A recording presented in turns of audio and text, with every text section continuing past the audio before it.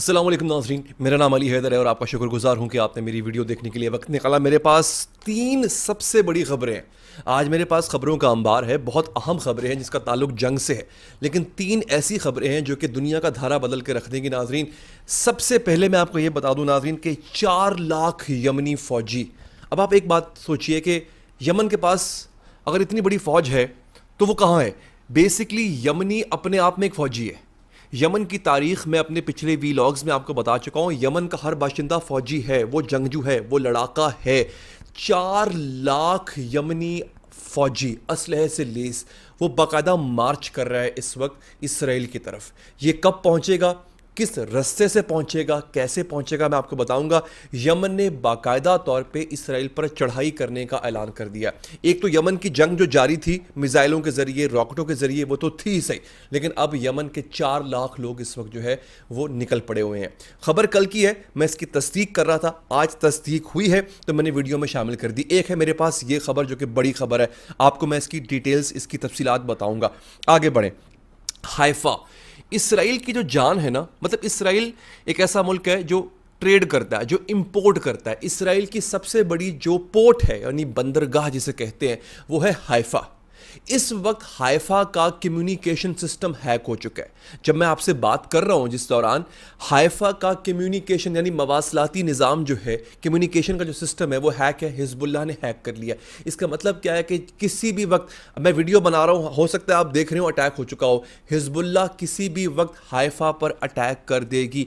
Haifa पे attack का मतलब ये है कि वो इसराइल को गर्दन से दबोच लेगी, उसके सांस की नाली पे अंगूठा होगा हिजबुल्लाह का। ये बहुत बड़ा हमला है जो किसी भी लम्हे हो सकता है, जो कि इंशाल्लाह मैं आपको इसी प्लेटफॉर्म से जो आप देख रहे हैं यहां से मैं आपको डायरेक्ट रिपोर्ट करूंगा, इसलिए चैनल को लाजमी सब्सक्राइब कर लीजिएगा। अगली बात जो है वो बहुत इंपॉर्टेंट है, उसने मेरा दिल खुश कर दिया। दोस्तों, हुआ ये कि रूस और ईरान वो इस वक्त नेवल मशक़ें कर रहे हैं। रूस नाजरीन खुलकर सामने आ गया है कि जनाब वो ईरान के साथ खड़ा है। इस मौके पे जब ईरान हालत जंग में है इसराइल और अमेरिका से, रूस और ईरानी मिल के नेवल मशक़ें यानी बहरी जहाज़ उनके समंदरों में घूम रहे हैं और वो नेवल एक्सरसाइजेस कर रहे हैं। लेकिन खबर इससे बड़ी है अगर जो आगे आने वाली है दोस्तों, ये आप सुन के चौंक जाएंगे। खबर ये है, ये मैं आपको पढ़ के सुना भी देता हूँ नाजरीन। सऊदी अरब ने और इजिप्ट ने एक प्रपोजल दिया है, एक रिक्वेस्ट की है, किससे? रूस से और ईरान से, कि हमें भी इन जॉइंट एक्सरसाइज में शामिल किया जाए। यह है बड़ी खबर। सऊदी अरब, ईरान दुश्मन मुल्क हैं एक दूसरे के। सऊदी अरब ने पिछले कई हफ्तों से, अगर आप मेरे वीलॉग्स फॉलो करते हो, मैंने खबरें दी थी कि सऊदी अरब ने ईरान के साथ मामलात को बेहतर किया है। ये जो एक आखिरी है ना काम, ये अगर हो जाता है तो सऊदी अरब एक जान हो जाएगा और ईरान एक जान हो जाएंगे। The Kingdom of Saudi Arabia has proposed joint naval drills with the Islamic Republic of Pakistan of Iran in the Red Sea. Iran के साथ वो सऊदी अरब कहता है हमें भी साथ मिला लो, हम भी तुम्हारे साथ जॉइंट नेवल एक्सरसाइज करेंगे। ये बहुत बड़ी थ्रेट है इसराइल को, अमेरिका को, पूरे यूरोप को, क्योंकि सऊदी अरब के पास भी अच्छी फौजी ताकत है। और याद रखिए, मैं हमेशा बताता हूँ, इजिप्ट के पास अरब ममालिक में सबसे बेहतरीन, सबसे बड़ी और असलहे से लैस फौज इजिप्ट के पास है। ठीक है, इजिप्ट, ईरान, सऊदी अरब, रशिया। अब जब ये जॉइंट एक्सरसाइज करेंगे, सोचिए दुश्मन क्या क्या हाल होगा नाज़रीन। ये थी वो तीसरी बड़ी खबर, इन सब की डिटेल्स में आपको बताता जाऊंगा। अब आ जाते हैं उन ज़िमनी खबरों पे जो बहुत ख़तरनाक हैं, जो बहुत इंपॉर्टेंट है नाज़रीन। हुआ ये है कि अल्लाह भला करे, साउथ कोरिया जो है वो मैदान में आ गया। आपको याद है मैंने बताया था, खबर दी थी आपको कि नॉर्थ कोरिया ने, शुमाली कोरिया ने अपने 12,000 फौजी, ये बहुत बड़ी तादाद होती है, वो उसने रूस भेजे, जो कि रूस के ज़रिए यूक्रेन में जाएंगे और वहाँ पे रूस के लिए लड़ेंगे। ये बहुत बड़ी चीज़ थी क्योंकि रूस बेसिकली, नॉर्थ कोरिया अमेरिका का अज़ली दुश्मन है। रूस ने जब बताया नॉर्थ कोरिया को कि असल में मेरी जंग यूक्रेन से नहीं है, यूक्रेन में अमरीकी और यूरोपी लड़ रहे हैं, तो नॉर्थ कोरिया ने कहा बिस्मिल्लाह, मैं भी लड़ूंगा। नेकी और पूछ पूछ, नॉर्थ कोरिया ने वहां पे 12,000 फौजी भेज दी। अब साउथ कोरिया ने यह धमकी लगाई है, जो लोग तारीख को जानते हैं, इंटरनेशनल रिलेशंस को जानते हैं, नॉर्थ कोरिया और साउथ कोरिया आपस में एक दूसरे के सख्त दुश्मन है। साउथ कोरिया को जब पता चला कि नॉर्थ कोरिया के 12,000 फौजी रूस पे मौजूद हैं, यूक्रेन में जाके लड़ेंगे, तो साउथ कोरिया ने कहा है कि हम भी अपने फौजी भेजेंगे और हम यहाँ पे जाके नॉर्थ कोरिया से लड़ेंगे। यानी रूस और यूक्रेन की सरजमीन पर नॉर्थ और साउथ कोरिया जंग करने जा रहे हैं। याद रहे, south Korea basically American colony है।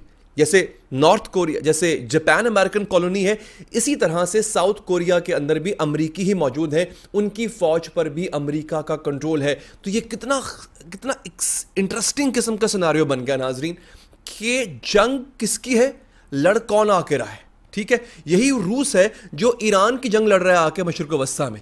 ये आलमी जंग इसी को तो कहते हैं, जब सब ममालिक एक दूसरे से कहीं ना कहीं नबर्द आजमा होते हैं, लड़ रहे होते हैं। अब आगे आए दोस्तों, ईरान के पास अरमान मिसाइल जो है वो आ चुका हुआ है। कल मैंने बताया था आपको सिकंदर मिसाइल ईरान को मौसूल हो गया, जो कि रूस ने दिया। तीसरी चीज़ जो है वो ईरान के पास चाइना की दी हुई लेज़र गाइडेड मशीन जो है वो बहुत ख़तरनाक हथियार है। मेरा पिछला वीलॉग देख लीजिएगा, वो ईरान को मिल गया। अब सैटेलाइट इमेजेस जो कि मौसूल हुई हैं इंटेलिजेंस एजेंसीज को, उन्होंने देखा है कि ईरान अपना नया मिसाइल जो कि अरमान मिसाइल है, बहुत ताकतवर मिसाइल है, उसको टेस्ट कर रहा है। तो वहां से पता चला कि ईरान के पास एक और कमाल की मिसाइल टेक्नोलॉजी आ चुकी है। अच्छा, अब एक रिपोर्ट जारी हुई है, रिपोर्ट बड़ी इंटरेस्टिंग है, आप सुनेंगे आपको लुत्फ आएगा नाज़रीन। रिपोर्ट ये कहती है चाइना से मुकाबला किसी भी वक्त, आपको पता है ना चाइना ने जंग का ऐलान कर दिया, ताइवान पर किसी भी वक्त हमला करेगा। ताइवान का मतलब है अमेरिका पे हमला। रिपोर्ट ये आई है कि जनाब चाइना में ऐसी फैक्ट्री का पता चला है जो कि 24 घंटे में 1000 क्रूज मिसाइल्स बना सकती है। 1000 नाजरीन, 1000 क्रूज मिसाइल का मतलब समझते हैं आप, मिसाइलों की बारिश 24 घंटे में। अच्छा, और इंटरेस्टिंग बात इससे ज्यादा बताता हूं आपको, ये अभी एक फैक्ट्री है, ऐसी न जाने कितनी फैक्ट्रीज चाइना में मौजूद है। नाज़रीन, चाइना जो इतना अरसा खामोश रहा, किसी मुल्क से उसने जंग नहीं की, उसकी वजह यही थी चाइना अपने आप को तैयार कर रहा था और उसने इस लेवल पे तैयार कर लिया कि आप सोच भी नहीं सकते। अच्छा, ये again the industrial output is unbelievable at the moment. उनका जो अगेन चाइना के पास एक ही तो ताकत थी, वो है उनकी इंडस्ट्री, और उनकी इंडस्ट्री हथियार बना रही है और बेशबहा हथियार बना रही है। वही हथियार चीन जो है वो ईरान को दे रहा है, रूस को दे रहा है, और चीन खुद भी जंग की हालत में आ चुका हुआ है। साथ में आपको ये बता दूं, ब्रिक्स समिट हो रहा था, ब्रिक्स इजलास हो रहा था, रूस उसकी सदारत कर रहा है, रूस रशिया में ही हो रहा है। इंडिया के प्राइम मिनिस्टर भी गए थे और यहाँ से चाइना के प्रेसिडेंट भी गए थे। दोनों में सुलह हो चुकी हुई है। जो चाइना और इंडिया का बॉर्डर डिस्प्यूट था वो अब खत्म हो गया है, पिछले 4 साल से चल रहा था। ये एक ज़िमनी खबर थी। अब आगे आए नाजरीन। अच्छा, होता क्या है, एक और खबर आई है नाजरीन के 2 खबरें हैं CNN ने दी हैं। पिछले 2 दिनों में 123 इसराइली फौजी मारे गए हैं। ये पिछले 2 दिनों की रिपोर्ट है और ये हिजबुल्लाह के हाथों मारे गए हैं, माशाल्लाह। अच्छा, CNN खबर क्या दे रहा है, ये बड़ी मजे की खबर है नाजरीन। CNN ने कहा है कि the soldiers, Israeli soldiers returning from Gaza are being plagued by suicide. जो इसराइली फौजी गजा से वापस आता है वो इस वक्त एक बीमारी में मुब्तला है और वह है खुदकुशी की बीमारी। बेतहाशा खुदकुशियां हो रही हैं। इसराइली फौजी इस वक्त थक चुके हैं। बेसिकली ये कोई प्रोफेशनल फौजी तो होते नहीं, फिर ईमान इनके पास नहीं, ईमान की ताकत भी नहीं है, ये भी नहीं पता कि मरेंगे तो कहां जाएंगे। तो इस वक्त खुदकुशियों का रेशो, और ये मैं नहीं कह रहा, ये CNN कह रहा है, the rise in suicide rates amongst these soldiers highlights the severe psychological toll experienced by those involved in the ongoing genocide in Gaza. ये बेसिकली छोटे बच्चों को मारना आसान काम नहीं होता, बाद में इनके दिमाग रह नहीं जाते, पागल हो जाते। इस वक्त सबसे ज्यादा केसेस जो सुसाइड के हैं वो यहां पर हो रहे हैं। अच्छा, अब मैं आपको देता हूं चैनल 13 की न्यूज़। ये बड़ी अहम न्यूज़ है दोस्तों। चैनल 13 इजराइल का चैनल है, वो कह रहे हैं कि एक हालिया मीटिंग हुई है जिसको प्राइम मिनिस्टर बेंजामिन नेतन्याहू ने उसकी सदारत की है। फौजी बैठे हुए थे और इस वक्त फैसला हो चुका हुआ है कि ईरान पे हमला कब करना है, लेकिन उसका प्लान किसी से शेयर नहीं किया जाएगा। लास्ट टाइम अगर आपने मेरा वीलॉग देखा हो, मैंने बताया था आपको कि एक प्लान बनाया गया था ईरान पर हमले का 15 और 16 अक्टूबर की रात का, लेकिन वो प्लान जो है लीक हो गया। बाज़ खबरें कहती हैं ईरानी हैकर्स ने लीक किया, बाज़ कहते हैं अमेरिका ने लीक किया। लेकिन लीक होने के बाद वो हमला हो नहीं सका। ईरान को पता चल गया कि इसराइल कौन कौन से वेपन्स का इस्तेमाल करेगा और कब अटैक करेगा। अब दोबारा इसराइली कैबिनेट ने यह फैसला किया है कि हमला तो होगा, लेकिन उसका प्लान तरतीब नहीं दिया जाएगा ताकि किसी को पता ना चल सके, किसी को मालूम ना हो सके। सो लिहाजा नाज़रीन, ईरान पर अटैक हो सकता है। इसके बरक्स ईरान, रूस, चीन, ये तीनों ममालिक बार बार कह चुके हैं अगर ईरान पर अटैक हुआ तो हम इसराइल की जो एटमी सलाहियत है, जो न्यूक्लियर फैसिलिटीज़ हैं, तबाह कर देंगे, ख़त्म कर देंगे। हमारा जवाब जो है वो बहुत सख्त होगा, ये ईरान कह चुका हुआ है नाज़रीन।